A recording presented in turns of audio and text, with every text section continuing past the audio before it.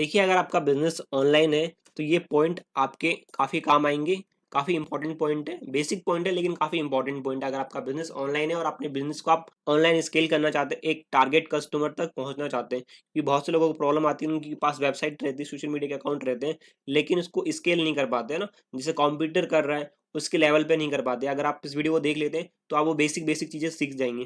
पहला होता है डिजिटल इकोसिस्टम। डिजिटल इकोसिस्टम का मतलब बेसिकली यही होता है कि आपके पास एक वेबसाइट, एक आपके पास मोबाइल ऐप, अगर आपका एक इंस्टीट्यूट है तो एक मोबाइल ऐप, तो ऐसी अगर आपके पास फर्नीचर की शॉप है तो आप कैसे लोगों से कनेक्ट कर पाते हैं, तो उसके उसके लिए आपके पास एक इकोसिस्टम होना चाहिए। सबसे पहला आता है गूगल माई बिजनेस। ये अगर आपके पास ऑनलाइन वेबसाइट है तो आपके पास गूगल माई बिजनेस का अकाउंट होगा, लेकिन उसको सही तरीके से मेंटेन करना ताकि वो जो गूगल माई बिजनेस की आपकी लिस्टिंग है वो सही लोगों तक पहुंच सके।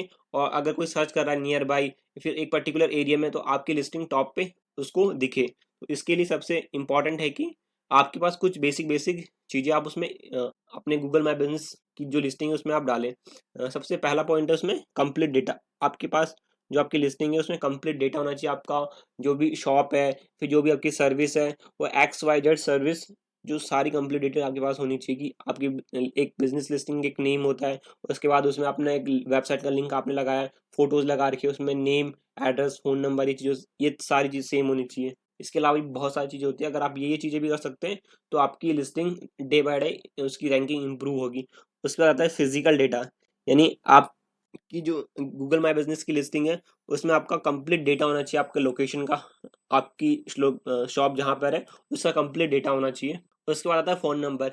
आपको अपना name, phone number and address, ये 3 चीज़ें सेम रखनी है, नेम, एड्रेस, फ़ोन नंबर सारे प्लेटफ़ॉर्म पे। उसके बाद आती है कैटेगरी। कैटेगरी जो भी आपके इंस्टीट्यूट की कैटेगरी है, वो आप कैटेगरी को ज़रूर मेंशन करें, जिससे कोई भी अगर पर्सन सर्च कर रहा है तो उस पर्टिकुलर कैटेगरी पे गूगल उस लिस्टिंग को, आपकी लिस्टिंग को दिखाए।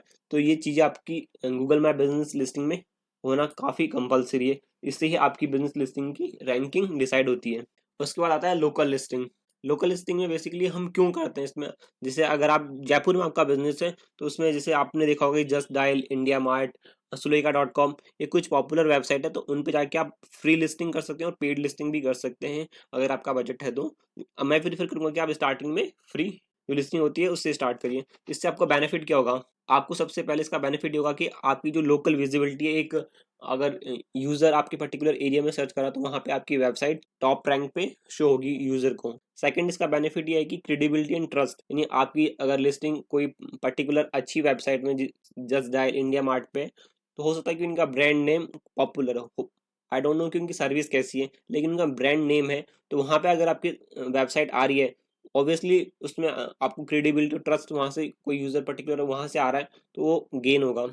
थर्ड पॉइंट इसमें इम्प्रूव्ड लोकल एसईओ, यानी जो आपका लोकल एसईओ है, वेबसाइट का आप एसईओ करते हैं, एक होता है लोकल एसईओ जिसमें आपका नेम, एड्रेस, फ़ोन नंबर, ताकि लोकल एक एरिया के लिए, एक लोकल प्लेस के लिए आपने उसको डिफाइन कर रखे है कि अगर इस एरिया में कोई देखता है तो मेरी वेबसाइट या फिर मेरी लिस्टिंग उसको दिखे। तो ये अगर आप करते हैं तो ये इम्प्रूव आपकी ज़रूर होगी लोकल लिस्टिंग। तो लोकल लिस्टिंग लोकल बिजनेसेस के लिए काफ़ी इंपॉर्टेंट है, तो ये भी आप कर सकते हैं। थर्ड पॉइंट है वेबसाइट। अगर आपके पास एक प्रोफेशनल वेबसाइट नहीं है तो वो काफ़ी कंपलसरी है कि आपके पास एक प्रोफेशनल वेबसाइट हो, जिससे कि आपकी शॉप ऑनलाइन ओपन रह सके 24/7। तो ये काफ़ी इंपॉर्टेंट पॉइंट है, जिसमें आता है कि इसका बेनिफिट क्या है ना, ऑनलाइन प्रेजेंस। प्रेजेंस का मतलब ये कि आपकी वेबसाइट अगर ऑनलाइन है तो कोई सा भी यूज़र कभी भी आके वहाँ से परचेज कर सकता है, आके देख सकता है। सेकंड बेनिफिट उसका है इन्फॉर्मेशन हब। आप अपनी वेबसाइट में जो भी आपकी सर्विस है या जो भी आपका प्रोडक्ट है उसकी कंप्लीट इन्फॉर्मेशन डालिए यूज़र के लिए।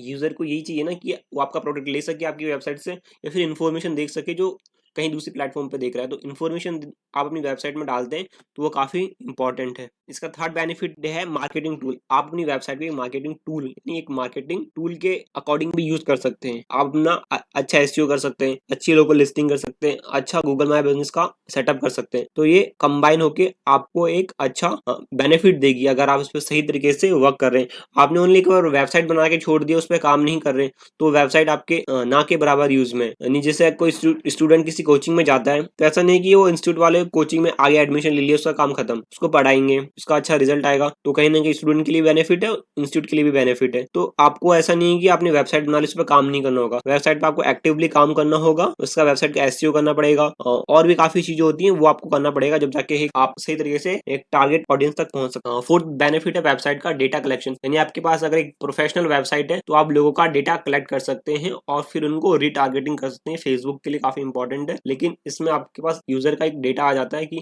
यूजर आपकी वेबसाइट में आ रहा है तो कैसे आ रहा है, क्या बिहेवियर है उसका, तो डेटा आपके पास होना काफी इंपॉर्टेंट है ऑनलाइन वर्ल्ड में, क्योंकि डेटा से ही सब कुछ हो सकता है। ये 4 पॉइंट थे, बेसिक पॉइंट थे, लेकिन ये काफी इंपॉर्टेंट पॉइंट है, आप इनको जरूर एक बार देखिएगा।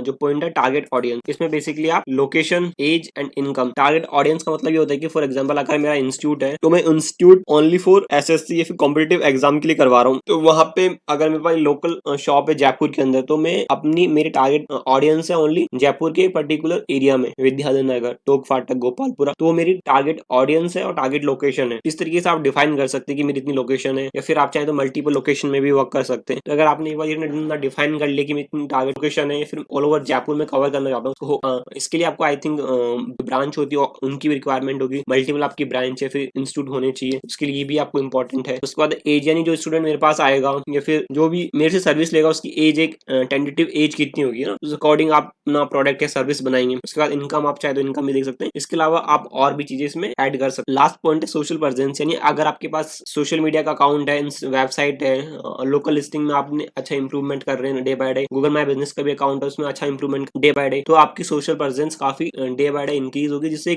यूजर को आप पे ट्रस्ट होगा, आपका अगर वो प्रोडक्ट या सर्विस लेता है तो आप पे ट्रस्ट होगा। तो सोशल प्रेजेंस और सोशल जो रिव्यू होते हैं, सोशल जो टेस्टिमोनियल होते हैं, काफी इंपॉर्टेंट होते हैं ऑनलाइन डिजिटल इकोसिस्टम के लिए। तो ये कुछ पॉइंट थे, होप आपको समझ में आया होगा। अगर आपने अभी तक इस वीडियो को यहाँ तक देखा है तो आप इस चैनल को सब्सक्राइब कर सकते हैं ऐसी मार्केटिंग और डिजिटल मार्केटिंग से रिलेटेड वीडियो देखने के लिए। Thank you so much.